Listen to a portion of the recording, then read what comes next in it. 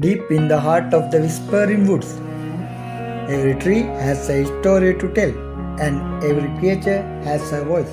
Good morning, my friends. The forest feels restless today. Can you hear it? It's whispering again, sounds like a warning. Something's disturbing the balance. The magic feels weaker. Then it's time for the guardians to act.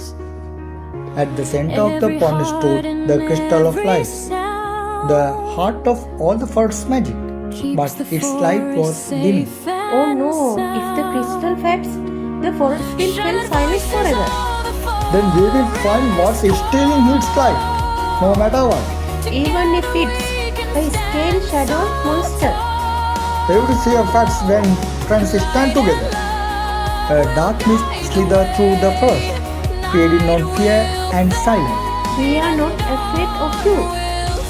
Light and love protect this place. Return the magic to its rightful space. The magic is back. We did it together. And no scary shadows can handle friendship magic.